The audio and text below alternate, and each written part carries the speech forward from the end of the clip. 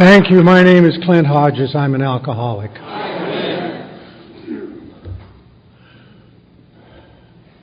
Good to be here. Thank you so much. And thank you, Bob, for putting this together. I know you didn't do it single-handedly, and I know you had a great committee, but I'm grateful that you put it together.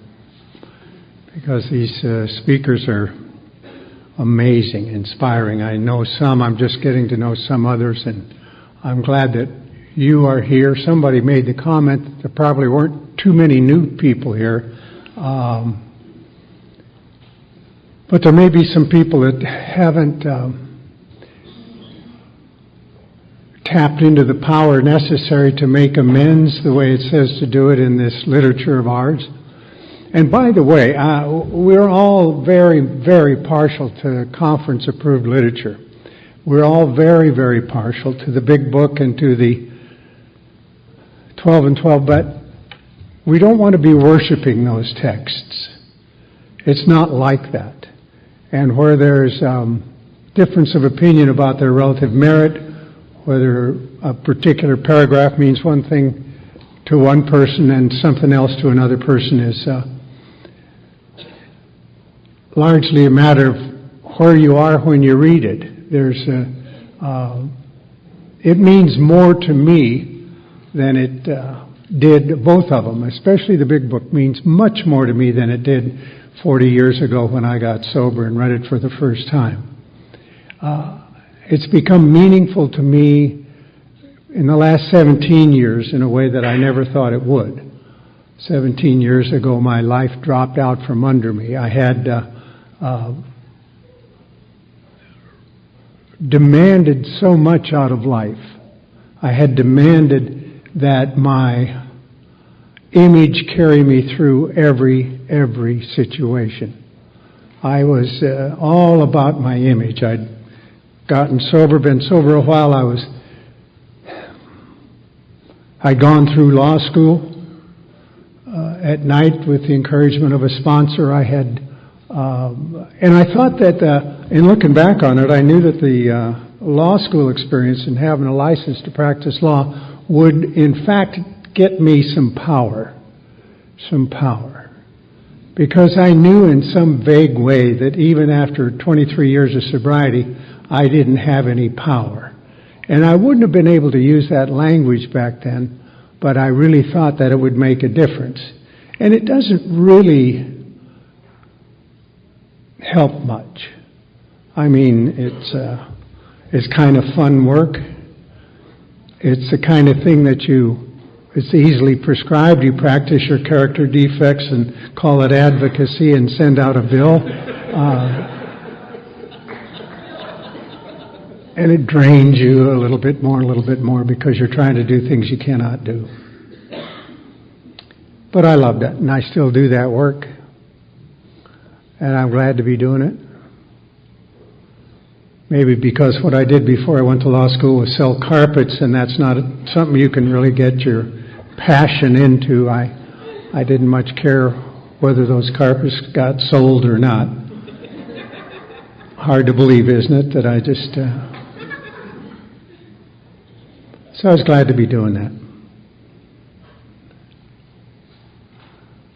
And I had made some furtive stabs at amends, this idea of reparation, this idea of atonement, this idea of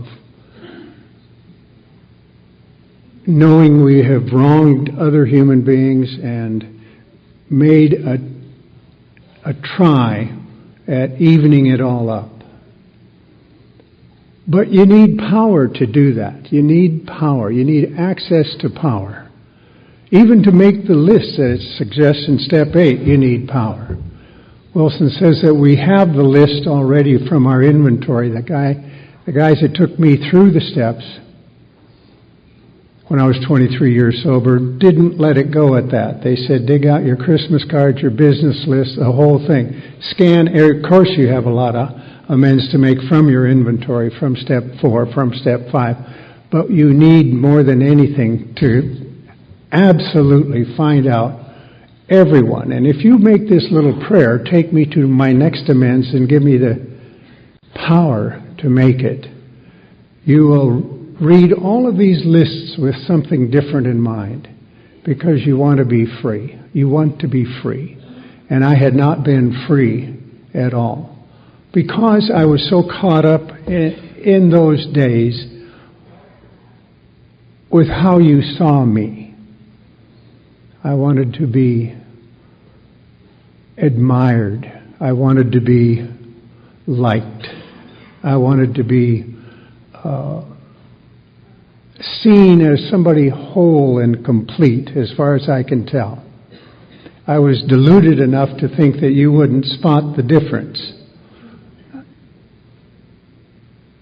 And so part of going to law school was to cement that image. And walking around with an image is not really a very interesting thing to do. You know, have you ever, when I was in the Marine Corps, they had us camouflage tanks with branches so they looked like trees.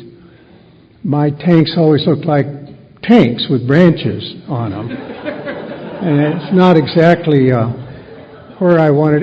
When you have an image, you're just some donkey carrying around an image all the time. And you see a girl you like, you go hi, and she hears you. She doesn't hear that. She hears hee-haw, hee-haw.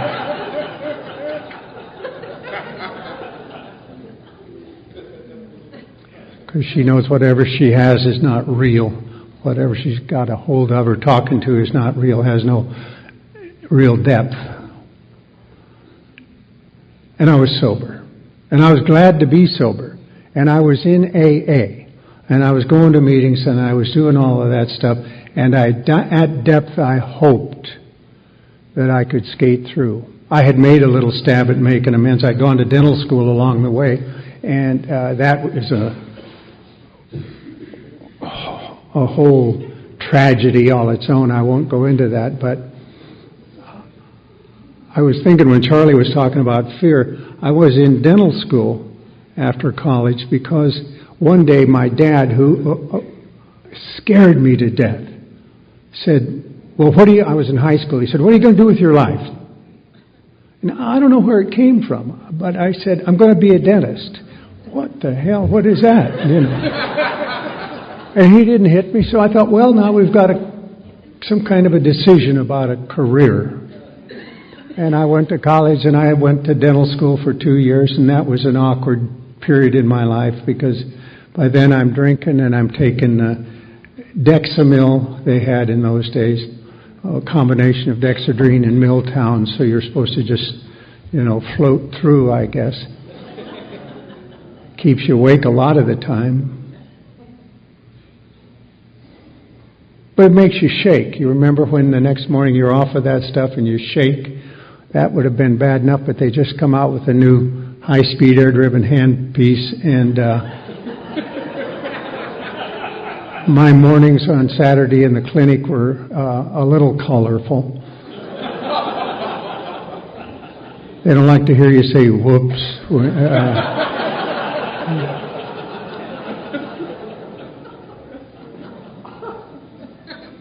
And during that time, I roomed with a guy. And one night, I set his couch on fire. He had the furniture. I moved into his apartment. We were together to take care of this complex, do the gardening and stuff like that in Portland. And I woke up and the couch was on fire. And I knew what had happened. I'd gotten drunk and a cigarette had gone down in the cushions. And it was, I'm struggling to get the couch out of the living room and out into the street. And he woke up, not a happy guy, found his way into the living room. And the two of us carried this couch out into the street, and there it smoldered for 3 days and was finally dragged away. And then I'm sober for maybe 2 years. And you'd been talking about amends and making things right and doing all of that. So I was working by this time. I had a job. I was bothered by that couch thing. So I sent him a letter. I'm sober in Alcoholics Anonymous. I'm so sorry about burning your couch down. Here's a check to cover that expense. And he sent me a nice letter back with the check. He was thrilled that I was sober in AA. And he said, donate the check to AA. And I'm thinking maybe someday I will. I'm not sure. It could happen. And that's about what I knew about amends. So now flash forward without any further effort at that sort of thing for a long time. And I know why I stayed sober. I know why. God's grace. Same way I got sober. I did not get sober. I did not make a decision to quit. I had no more power to quit drinking than the man in the moon. I got sober in Glendale. I just on the 14th of August in 1966, one more time went up the flight of stairs into the Alano Club of Glendale, and a kindly guy named Bill invited me to come in and sit down, asked me if I was alcoholic. I mumbled some response.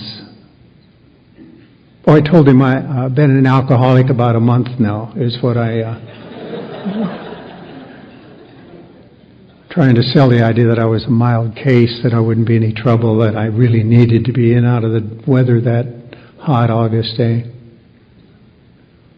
He said, well, if you're an alcoholic of my type, you're going to drink no matter what. And he was smiling when he said that. And that cut through me, I can't tell you. Now, what my biggest secret was out in the air, and Bill knew it, and I knew it. And I couldn't imagine that anybody else knew it, but I drink no matter what. And I didn't drink again from that day on. And I didn't quit. Wilson said there at the hospital I was separated from alcohol for the last time. I didn't even know that.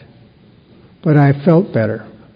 Telling the truth about that made me feel better. But I also knew that I had about 3 weeks before I hit Skid Row in Los Angeles.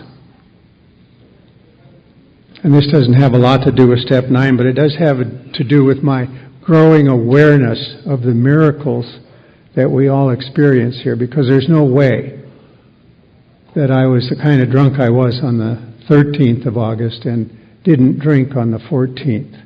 Wilson says God comes to most men gradually, but his impact on me was sudden and profound. Oh my, yes. Yeah, sudden. In a day, in the blink of an eye, my relationship to alcohol changed. And it was profound.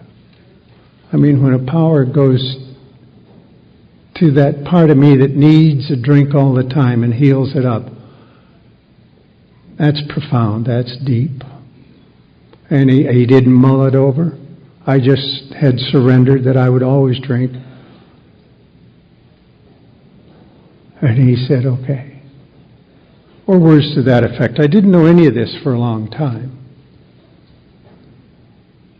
I couldn't quite get to the idea that I had gotten myself sober, and there are so many people in Alcoholics Anonymous that contributed and calmed me down and gave me security and love and affection and guidance,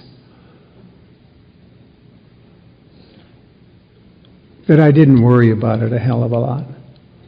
But then all of the things that I had accumulated to augment my image over 23 years were taken from me. They just disappeared within about 90 days. The house was on the market, and the car was gone, and the lady was gone, and my law partner was gone. The stream of income was gone. And I don't think I've ever been more frightened, ever. Certainly not in sobriety. I knew that what would become, I didn't wonder what would become of me. I knew that, like my little brother, I'd be pushing a cart in the streets of Los Angeles with my crap in it. I was as afraid as I had ever been, and I walked around bumping into walls. I was back in Kentucky at a conference and met some guys that knew something about these steps. One of them said, I'm moving to Santa Monica in the spring, I'll call you. because it was painfully apparent that I was lost, sober, and not doing at all well. And he called me. He called me. And said, you know, I don't know why it is that you've avoided the steps so long, but it's about time, isn't it? And I said, yeah, I'm living in a little apartment at the bottom of the hill. I'm driving a sturdy Chevrolet instead of that Mercedes. I'm trying to rebuild a law practice, and I'm terrified. He said, we'll go on a journey together. He kind of got a little snippy with me. Somebody did. They said that I had the perfect cake mix kind of approach toward the big book. I said, I don't know what that means. He said, well, if you wanted a chocolate cake, you'd go out and buy a box of cake mix, and you'd bring it home, and your style would be to read it carefully, every word on it, and then complain that you didn't have any cake. And so you'd gather some people around you and you'd read it with the group, and you'd read it in unison, and you'd translate it to French, and you'd do a lot of tricks with that box of cake mix, but it's not going to produce any cake for you. You have to actually read it and get it and do what it says to do. Nothing short of that is going to get the job done for you. And we're going to go on a little journey together if you want to. Neither one of us is coming back. And I was frightened enough to be hounded into that awful commitment to read the first 164 pages, to agree that I was willing to do what they said to do. And I didn't even know what that agreement meant or what they would tell me it meant. I just started in. And I started in and everything I did in the book up through those early steps augmented my sense of powerlessness, my sense of total inability to manage my life. I began to see that more clearly than ever. I didn't believe it up till that point. I didn't believe I couldn't manage my life. I mean, I'd gone to law school. I was successful in trial work. I did everything I tried except get along with people and rid myself of that knot in my gut, and have a decent relationship with another human being. I couldn't have that. Oh, I had arrangements, to be sure. And there's a terrible difference between an arrangement and a relationship. And I wanted a relationship. And there's nothing wrong with an arrangement, which is just a contract. You do this, I'll do that. And it always has a punitive clause in it. In case they don't live up to what you think they should do, you can scold them or take a beating if it's your part to be deficient. An arrangement can be great if everybody's on the same page, because the idea is for security. You know who you're going to the prom with. But a relationship is a different matter. And I say it only because the book never talks about an arrangement with God or with our fellow humans. Nor does it talk about a partnership. Not really. We're given some examples in the book that use the words father and child as one possible relationship, employer-employee as another possible relationship, director and actor as another possible relationship, agent and principal. There are 4 of them. All those sounded just fine to me, but they didn't mention partnership. And Thomas Merton says, we know you want us to be real partners with you in this business of living, but that won't work much for me. I think it'd start out God and Hodges on the letterhead.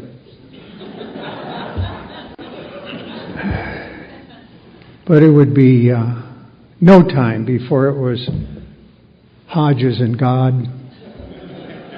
And then we don't need any partnership meetings. And then it's of counsel over there on one side, God of counsel, if I need Him.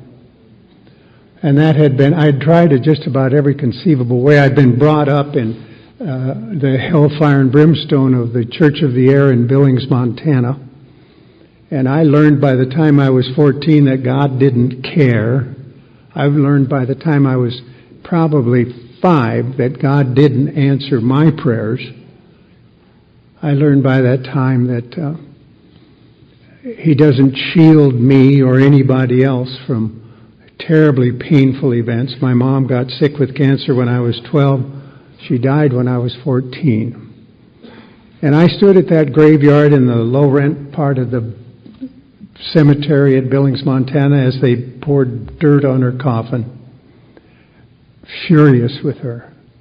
She loved my sister more than me. My sister was born when I was 4.5 or something. And I didn't know that gone were the days when my mom would tuck me in, say a prayer with me. Those were the happiest moments of my day. We'd whisper our little secrets. We'd laugh. I could make her laugh. In the middle of World War II with my father overseas and nobody knowing how that was going to come out, I could make my mom laugh. Give her a moment of levity, and I took great solace from that. And one day that was all over because she said, do you mind if I bring a little baby home from the hospital? No, bring her home, bring her home. And that was the end of it. They had a little room set aside for this kid. And my mom spent all her time in there, or so it seemed to me, and I devised, even then I was expert at managing things, and so I devised a means by which I could solve that problem and get my mom back. I decided that I would encourage my sister, who was maybe 7 weeks old, to move out. So I'd go in there and thump her on the head and, give her a little, "You're through here, pal. I'll help you pack, but it's time to go. Love you, get out." My mom caught me with those shenanigans and threw me out of the nursery. And before I hit the wall in the hallway, I knew. We know in an instant.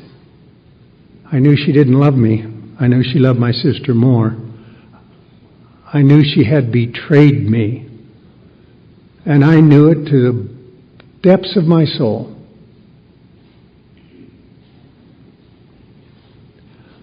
And some ideas were formed that day for me that I didn't even smell for years.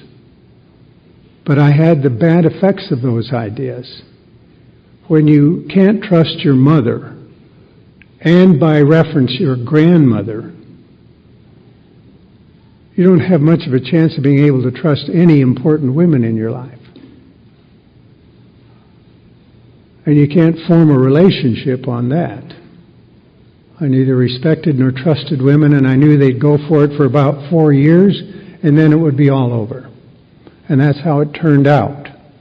I'm what we call much married, and all those marriages are 4 years in length or thereabouts. One longer than that while I was going through law school. Not that I was just too busy to get a divorce, I guess. I don't know what it was.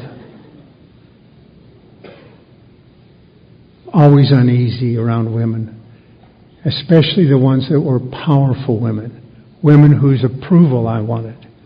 Always, always feeling at the effect of that. And of course I was scared to death of my dad when he came home from the war.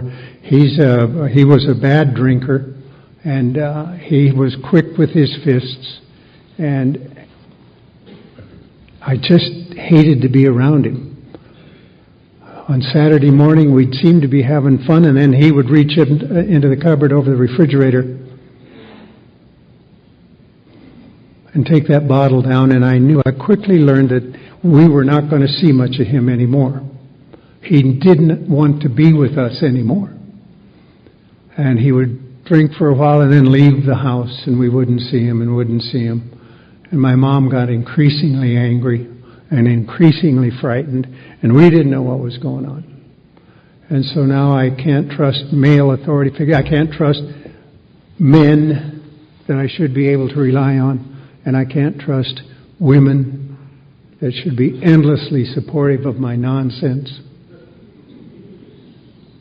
And I've got some amazing material to work with. I got some old ideas, as Wilson calls them. And I did a lot of damage believing that that's just how life is. And I got to hurt you before you hurt me. And I got to leave you before you take off, before you stop loving me. And if I could have said the truth about any of that, I would have. If I'd have known it, I don't think I would have said it, but if I'd have known the truth would have been, hey, you know what? You're a very nice person and I know you like me. You're a pretty lady and I know you care about me. And I wish I could love you too. But you see, I didn't get the love I needed when I was a kid. I don't have any left for you. If I ever get all the love I need, I'll be, you're going to be the first on the list for me to love. But I couldn't say that, but that's kind of how it floated out. And so I withheld and I withdrew and I did all of that. And over time, their dignity leaves them.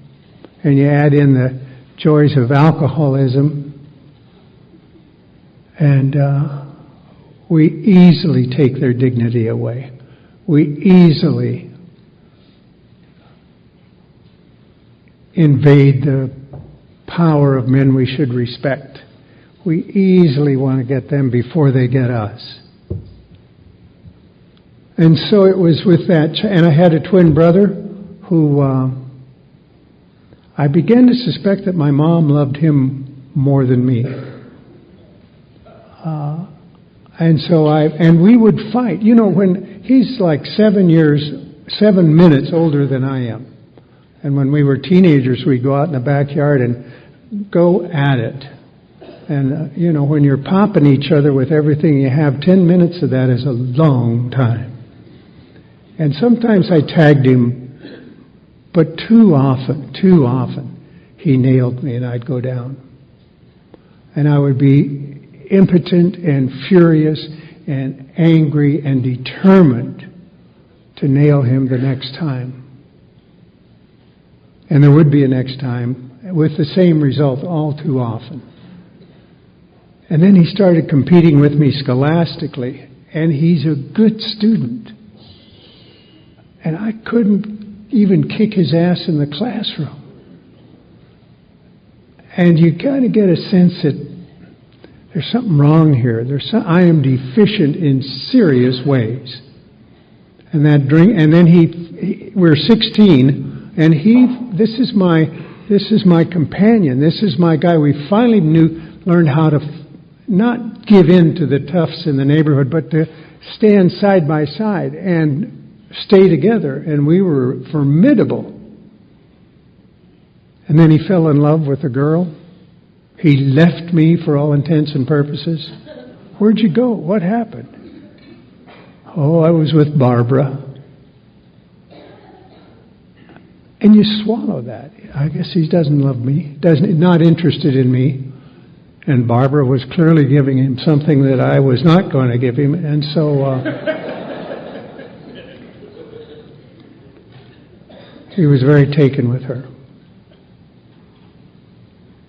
And given all of that, and that's not much, it's just a screwy way to start a life. When I was 16, I had that first drink in high school after a football game. I loved it. I loved that drink. It gave me a feeling. I was in touch for a moment with something in me that I could not have explained in those days. Today, I think I was in touch for a moment or two with the divinity in me. There was something about that booze that moved the clouds away, and the hatred and the anger and the sense of inconsequential conduct, the sense of being just another blob on the earth, went away. Went away. And I thought the booze had done that. And I think the booze just moves those things aside for a minute, so we get a glimpse of what we really want. But as long as we think the booze did that, we'll go after that booze as long as we can. So I'm 16 and now I'm drinking. It wasn't long before it had me pretty good. Pretty good. And it worked for a while. And I made that unholy declaration to my dad about being a dentist, and got through college and started dental school and got thrown out at the end of that time after burning the couch down. Drank on Skid Row for 6 months. Couldn't hide the deferment thing from the military, and I'm now in the Marine Corps. Loved the Marine Corps. Acted badly in the Marine Corps.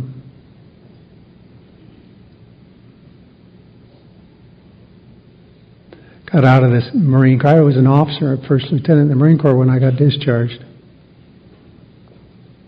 And thank God I was given an opportunity to stay in the reserves, which I did for 5 years after I got sober.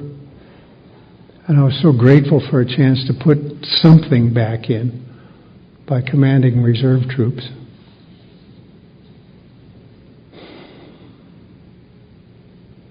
And I'm sober.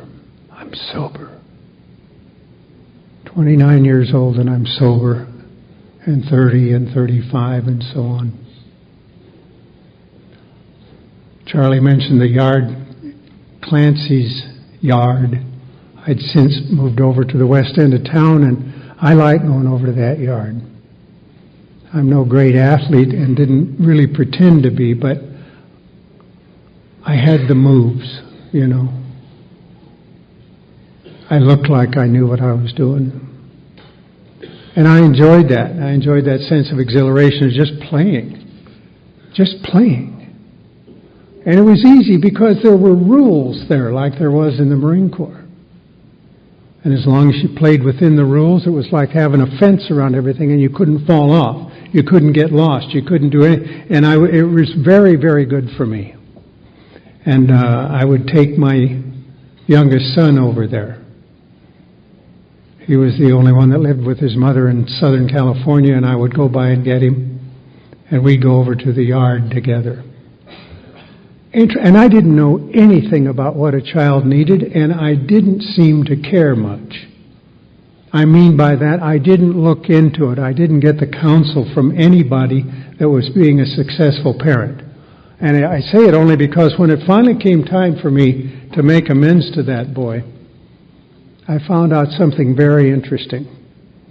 We had talked for some time, and I asked him what was the most painful piece of it all, and he said, you know, it was funny, after you were sober, you take me over to Clancy's place.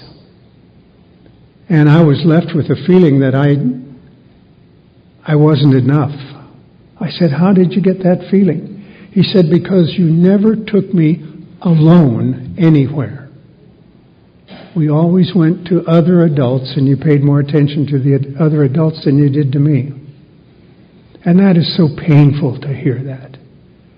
I didn't know from an exemplary parent or grandparent quite how it went.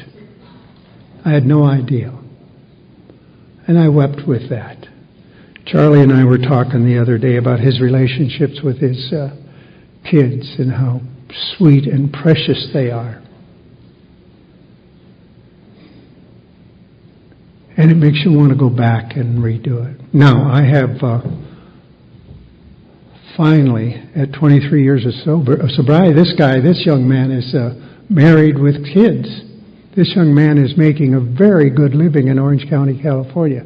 This young man is the guy that heads up all of the commercial real estate for a fellow named Bren that owns the Irvine Company. And he does real well. And he has a beautiful wife. He has 3 beautiful kids. And I somehow or other missed his childhood, even though I was sober, and somehow or other missed so much that I went traipsing down there and had that talk with him. But before that, I had to get in some kind of fit spiritual condition. I brought this little book up here because it has the little bit of the 12 and 12 in it. The first paragraph in the 12 and 12 on Step 9. Step 9 says, made direct amends to such people wherever possible, except when to do so would injure them or others. And the first paragraph says, good judgment, a careful sense of timing, courage and prudence. These are the qualities we shall need when we take Step 9. And I guess it's just as well that I waited till Step 9 to make amends, because I was not fit to do that first. I didn't have good judgment. I had no sense of timing. I tended to want to get things over with. I had no courage, no moral courage. And prudence, no, I'm not careful about anything. I just, self-will run riot is me. But I'm sober all that time. And somebody said it up here today. We have Step 1 where we admit we cannot do anything about our alcoholism. Can't even quit, really. It should say, shouldn't it, Step 1, quit? No, we don't hear that. No. And I think it's because we can't. Not really. For whatever reason or another, we go back. And so when that, and I began to look back. I began to look back on those remarkable early days. I began to look back on those people in Glendale that were so kind to me, that set a place at the table for me, that welcomed me. Even though they knew I thought that I was going to be on Skid Row in 3 weeks, they welcomed me. And how Bill Kennedy was so kind when I was new. He died last year. He had the most beautiful smile of anybody I ever saw. He was a huge factor in my life. And I may have spent 1 hour altogether with Bill Kennedy, but it was that critical hour. He made me no promises. He didn't say if you do this and that and the third thing, you'll be able to stay sober. He didn't say that. He just said, if you're like me, you're going to drink no matter what. Good people in AA will tell you don't drink no matter what, and you will drink no matter what. And that would have seemed like a death knell, but to me it cleared the air. Got it.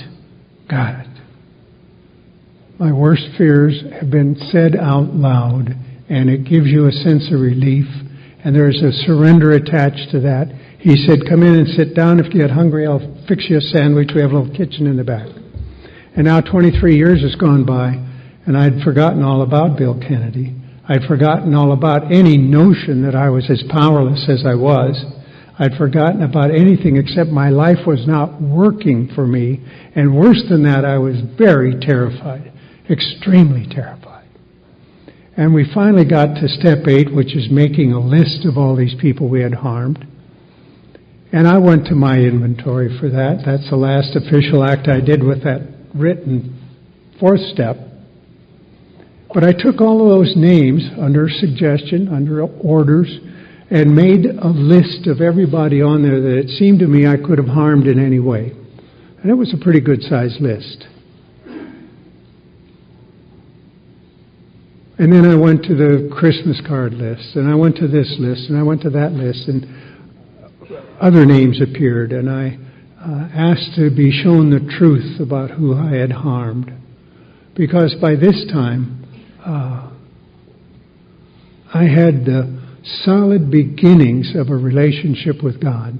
And that whole thing is another story, but I think we need significant power to effectuate 6 and 7, to really admit those are our old ideas, to really get it, that we can't get rid of them no matter how hard we try. If we could have gotten rid of them, we would have gotten rid of them. But when it began to be so clear that they were ruinous, and we were sober and could have gone to 100 people, what am I going to do about this? And I think just about all of them would have said, well, you're not going to do anything about them. But you can ask God to do something for you. Like take them away. These old ideas, and Bob was talking about it, it says, now these are about to be cast out. That is a huge promise. And they're cast out at 7 when we ask that they be cast out, knowing what they are. And it's fun to sit and listen to a fifth step, and the guy hates his wife, but we've started much earlier than that. Turns out he hates his mother. And he hates her because she wouldn't give him money for a Halloween mask. Now, what would a guy have to believe? What would the old idea be that would drive a guy to think that his mother had betrayed him by not burping up the dime for the Halloween mask? Well, he has to believe that she thinks he needs a Halloween mask and won't give him one, or doesn't understand the need, or doesn't have the dime to spend. He has to believe that if that's what love amounts to, love ain't much. I mean, we get all kinds of goofy ideas in our head. I adored my son, but I didn't know what to do with him, and I took him to the yard and kind of let him play with the other kids. I thought that was good shepherding. He did not. Made him feel inadequate. And you sit and listen to a fifth step and watch those ideas begin to pop up, float to the surface. What would a guy have to believe that his mother or father loved his brother more than he was loved? You'd have to believe there's a limited amount of love. There's not enough to go around. That's what you have to believe. You must believe that. Is it true? Oh, no. No. It's not true. But we believe that, and our lives are bound to that idea, not to be given up. We don't even know it's our old idea. We just think that's the way that it is. What do you have to believe to hate your brother because he can outpoint you in a fist fight, outpoint you in grades? Oh, not every time, but far too often. Do I believe that he's smarter than I am? No, I cannot believe that. I can believe only that God hates me, or he would not have me playing this stupid game at the effective fear of my brother who loves me. So the ideas come floating up if we're looking for them. And we must look for them because they run our lives. And we get through that in 7, and then 8 we have a little more courage from the first 7 steps, and we make the list. And then and only then can we throw that inventory away. We have no further use for it. I was told, throw it away, get it out of your life. The written inventory can go now. But don't be disrespectful. Whatever you do, be conscious enough to realize you're putting aside some description of somebody you never were. You can take it to the beach, make a little fire, take it up to the mountains, bury it, put it in your fireplace if you have one of those. Put it in a trash bag and put it in the garbage. Whatever you do, be conscious about it. And don't try to retrieve it. Let it go. Let it go. It's been very important to you. Time to let it go. And so the list of people to whom we owe amends is reduced to, in my case, and as somebody said, there's a lot of ways to do this. And it doesn't much matter as long as it's easy to manage.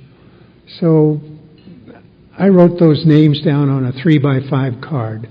One person with maybe 2 or 3 ways I had harmed that person. I wrote their phone number down. I wrote the harm in the middle of the 3x5 card. In the upper right-hand corner, I put a plus or a minus, depending on whether I was willing to make amends to them.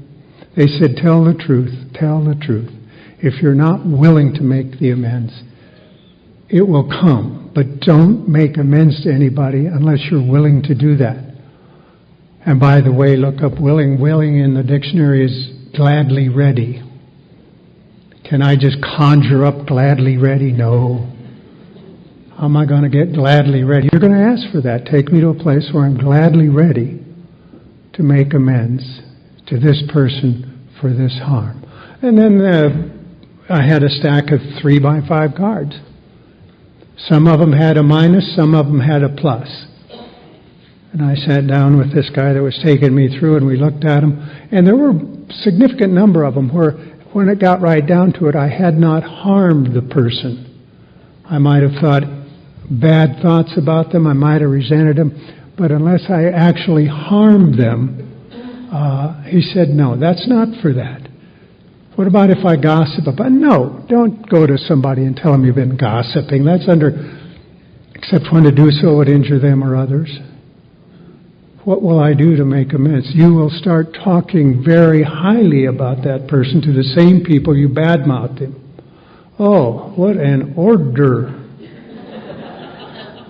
Is that it? Is that really it? Sure, you don't want to stir up more trouble by telling that guy you've been stabbing him in the back. Okay. Because you can't harm him that way, not really. Make him feel bad, but he's not harmed. She's not harmed. So I had a stack of 3x5 cards, and they contained each one of them. The name, the type of harm, whether I was willing. And I said, what am I going to do about these that I'm not willing to make amends to? And they said, you will become willing. Right now your fear has you by the neck, and everything looks terribly undoable to you. You're going to ask for power to make the amends. And because you're going to get some satisfying, rejuvenating, wonderful responses, and you will, your unwillingness to make amends to other people on your list, in the cards, is going to drop away in large part. Start with the easy ones. Don't tackle something you see as dangerous. Don't do that. And so I started. I was, in those days, this was 15 years ago, I was dating a lady that had a small boy, a son, and I knew beyond any doubt that I owed his father an amends. And I owed him an amends because I had totally dismissed him. They'd been separated, divorced for some time, but he was drinking and drugging and in terrible shape. And I dismissed this man. He loved that boy. And I was coming to love that boy. And I didn't have a competitive thing in me about that, but I was afraid his father would injure him. I was afraid the kid would get heartbroken. And so I didn't encourage that relationship. And somehow that seeps out, I'm disdainful of you, John. I never said that to him, but I was. And one day I was doing his mother had asked me to go over to school for a Halloween festival of some kind, and he was in a part. He had a sophisticated part in the Halloween magic, kind of like last night up here where you had a high-level, sophisticated theatrical display.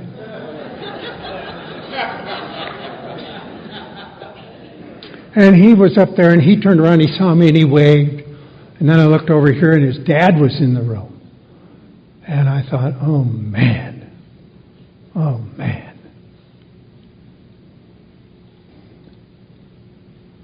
What am I going to do about that? That morning I had said, take me to my next amends and give me the power to make it. And I knew. After this thing was over, I went over to him and I said, how about you and I having a cup of coffee? And he was clean and sober that day, and he said, okay. We went to a coffee shop, and that's the way to do it. Amends don't take very long. It doesn't take long to tell the truth. It doesn't take long to say what we have to say. But we don't want to make it around a meal. We don't want to have people coming in and out and bringing food along. We don't want to do anything. We don't have any agenda beyond making the amends. This is not anything that we want. Something good may develop out of that, but not at that time. I was told, keep it brief, tell the truth.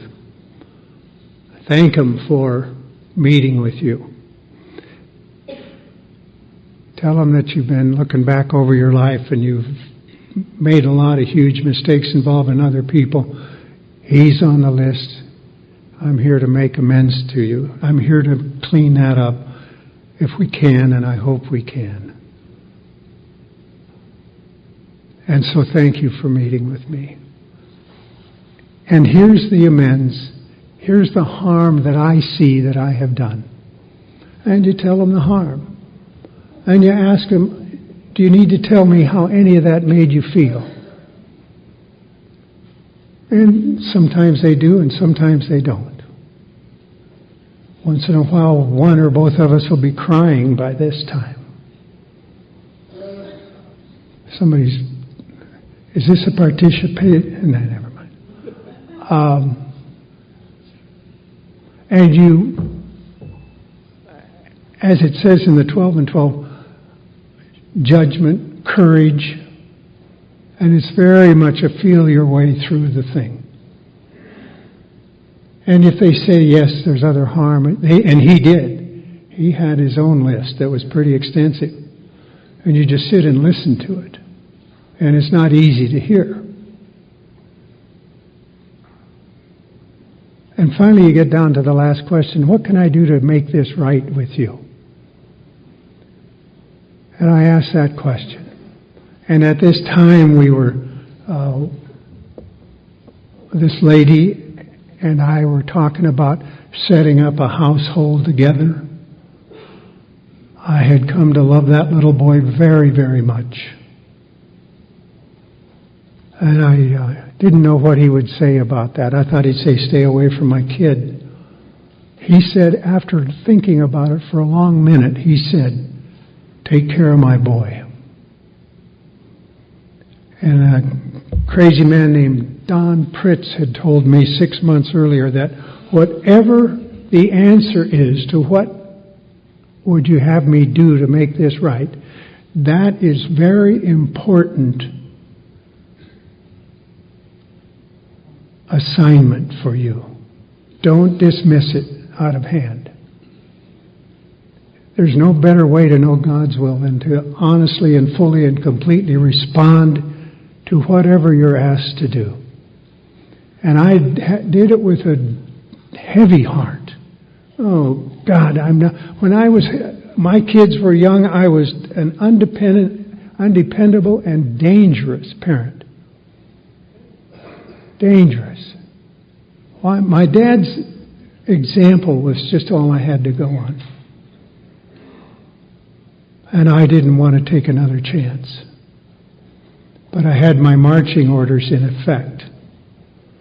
And I had come to a place in my life by this time where two words had been added. One was obedience, and the other was surrender. And I'd surrendered to doing anything that these amends required of me.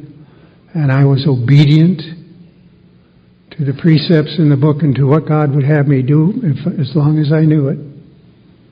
And my life was getting so much easier, and I was sleeping all night long, and I was having moments of joy in my life. Something that I'd never had before. And the only reason that I had that is because there is now a place inside me where I can go where God is.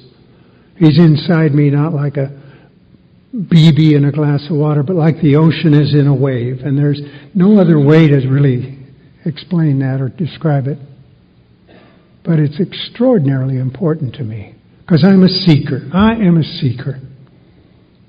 A seeker is somebody that's been touched by God in such a way that nothing less will ever do. And you're my masters. People like Clancy, like Tom, my sponsor. All of you here are my masters. And a master is somebody whose very life bears living witness to the seeker that what the seeker seeks is real. And I'm so grateful for that. I'm so grateful that we're given each other, because without each other, the marvelous energy that's in these rooms would not be here. And we need the energy. Call it anything you want. We need the energy. Every living creature puts out its own level of energy. And when we come in here, our energy is low, low, low. We have just enough courage to admit we can't handle the booze. But that's all we need. And gradually our energy gets. And then we come into a meeting of Alcoholics Anonymous. The energy is marvelous. And we need that energy. And the new people need that energy. And it's up to us to increase, to support that energy. And when you get to your next meeting, your home group, you get a feel for what that energy is, what the level is. Is the level one of joy? Is the level one of humor and laughter and love? Is the level of energy one of service? You can feel it. You can feel it. And our souls need that energy.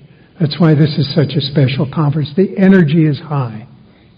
And why is it high? Because extraordinary people have come from all over the world to sit here, to speak here, to lead here, to pray here. And what if they were just average people? Well, they are. That's all. And they bring that energy. They find it here. And so. When we get to step 9, we draw heavily on that energy. Heavily. And for 5 years then, I was a parent to a boy that was 5 when I started actively parenting him, and when he was 9 or 10, he and his mother moved back to the Midwest. And I knew a couple of things. I knew that meeting that obligation had become a joy to me. I knew that he was a better kid for it. His dad, shortly after I made that commitment to his dad died in San Gabriel Motel with a needle in his neck. And the kid was heartbroken. He loved his dad.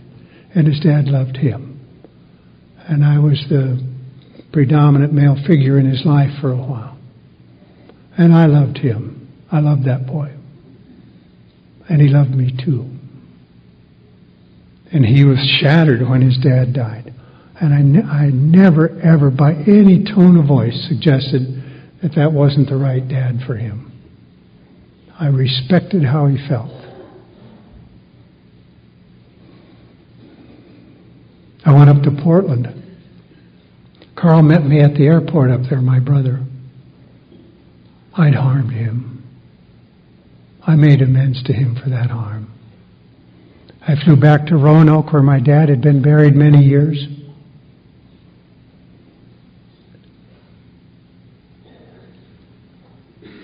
I had come to a point, as is the principle of step 8, of forgiving him. I knew a little bit about forgiveness by this time. And I forgave him, and I stopped being afraid of him. I was afraid of him when he was confined to a bed with a stroke. I would walk into that bedroom of his. He'd beg me to stay. I couldn't stay. I was an adult, sober quite a few years. And I'd spend 10 days in Naples, Florida, and then stop in Georgia, hoping every time that I could make amends to him. I clutched. I couldn't stay in that room. I became the little boy again. I couldn't be around him because he was always so fast. And things seemed to be going well, and suddenly somebody was getting hit, and hit hard. And I didn't have the kind of faith or trust that was required to stay in that room with him. And after 2 days, I got to go, Dad, got to go. And then he died. And then I went back to Roanoke and knelt at that grave. And there wasn't any momentous thing about it. And it was only later than that I could forgive him and did forgive him. I rewrote my history by allowing God's grace to rewrite my childhood.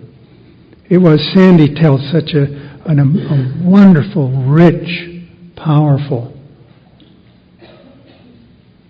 description of that huge gap between what happened when we were kids and what we thought happened when we were kids, between reality and the story. And mine was largely story, as we do, maybe more than largely, maybe entirely story. But I had it painted a terribly gloomy picture, very frightening. And I couldn't let go of the story to make amends while he was alive. And so I went back after he was dead and knelt at that grave. I went to Denver. My sister, the one that had bumped me out of first place in my view, was living in Denver with her husband. My dad was born in Roanoke, Virginia, in Dothan, Alabama, deep south. Very, very racially prejudiced. And the word got back to him that my sister in Denver had married a black guy. Yeah, I thought, oh, God, how could you do that? And, I could have gone. I just was afraid to go to Billings. And they asked me the next year, and I'm under new management, so I got to Billings.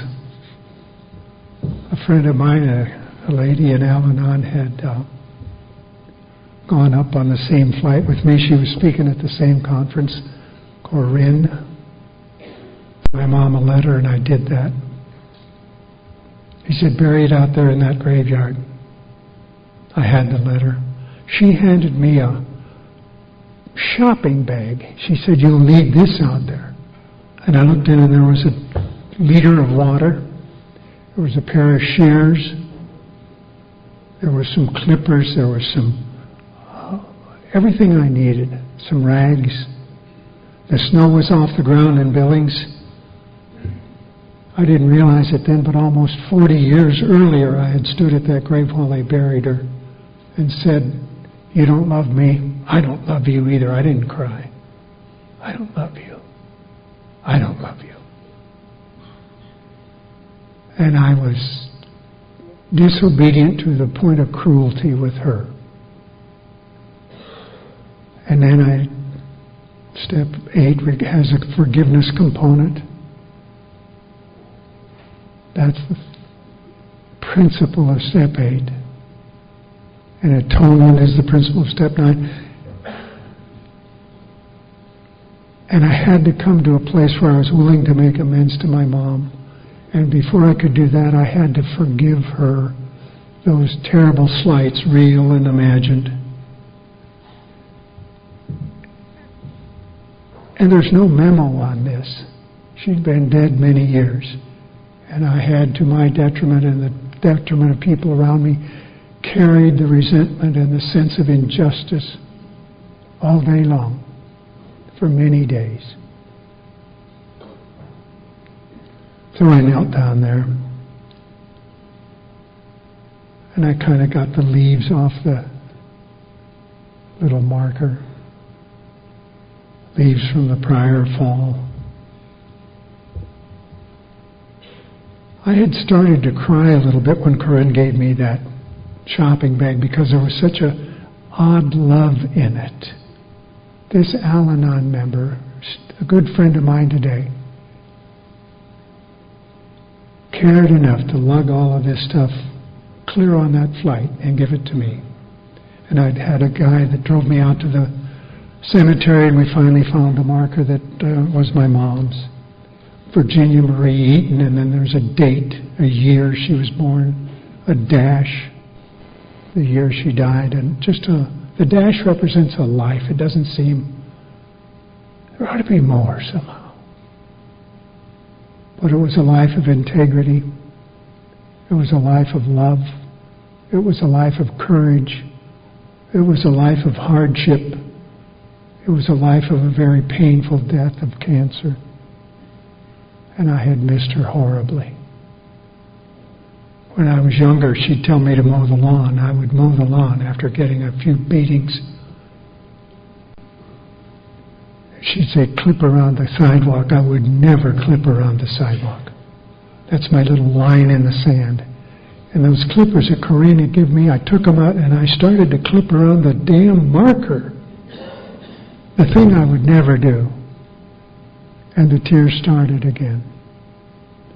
I expected, my worst dream was that she'd come roaring out of that grave like the Wicked Witch of the West and finish the job with a big sword. And my grandmother would come racing down and whack me a couple of times. And it was just a little marker in the low rent part of the cemetery, and she had died 40 years earlier. And I'm crying and clipping around that thing and beginning to get that whisper of an awareness that she loved me. The day never came that she didn't love me. The day never came that I couldn't trust her. The day never came that she was unfair to me. We all got about the same treatment, but I wasn't singled out for any deprivation. I wasn't singled out for any particular anger. My mom was scared to death. They didn't have anything in Billings, Montana during the Second World War called counseling. They had a Church of the Air on 27th Street called it's Church of the Air. Can you get ready for that? The Church of the Air. They have another name for it now, I think, but it was Church of the Air. And woe betide any snot-nosed kid that got smart in the Church of the Air, because you got a little whacking.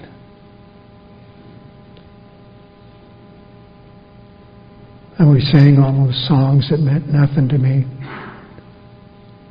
I thought gladly the cross-eyed bear was a bear with bad eyesight. For years I thought that.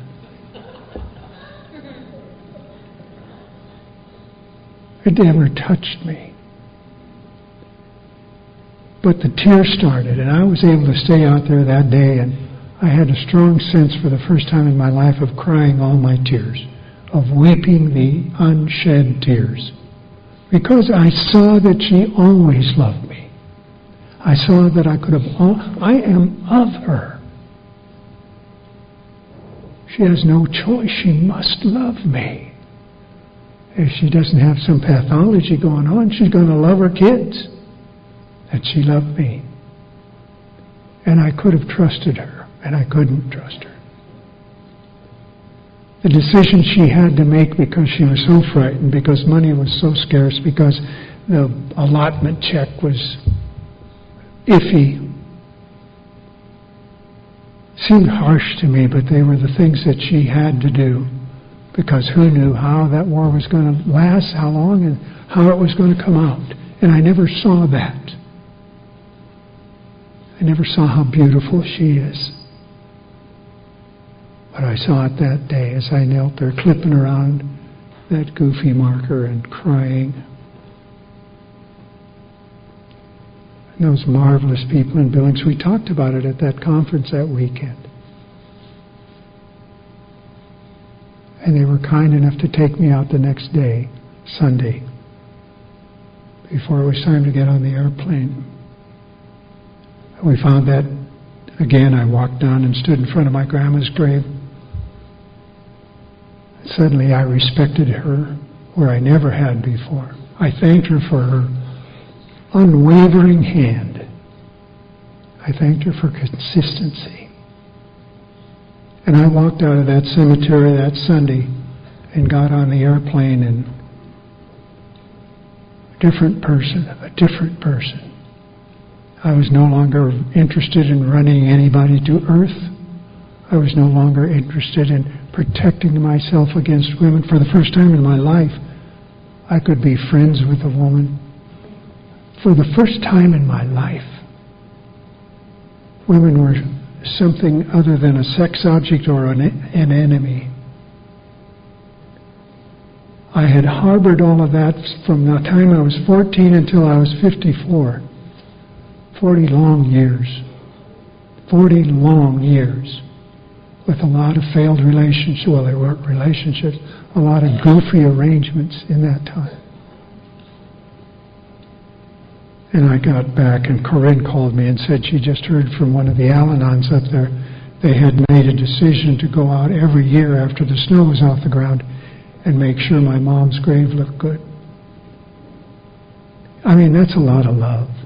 Those Al-Anons showed me all kind of love. Drive-by love, no basis for loving me like that. And it was a precious thing. And I came out of Billings different. And it was the last amends and the last thing I wanted to do. And the one that had a huge impact on my life that I felt almost immediately. Linda and I were friends and became good friends after that. I wasn't looking to get married again. God, there'd been enough of that. I wasn't looking to do anything but be friends. We went to movies a lot. She never let me take her. She always had her own car, meet you at the movie. Then one day that friendship caught fire, and I said, we got to go back to Kansas where your dad is. He was in a retirement home, 93 years old. She said, do you really want to do that? And I said, yeah. I want his blessing. If we're going to get married, I want his blessing.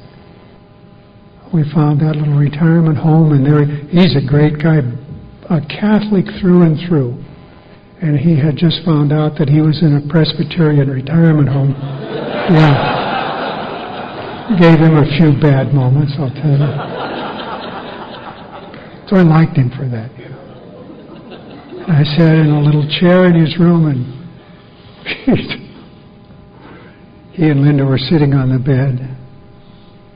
Mr. Staub, my name is Clint Hodges. I came here from Los Angeles with your daughter on a special errand. I wanted to meet you. I'm in love with your daughter. I want to marry her, and I'd like to have your blessing. He gave me a long look. Linda's got a tear cut. And he finally said, how's the weather out there in Los Angeles? I said, close enough, man. I'm going with it.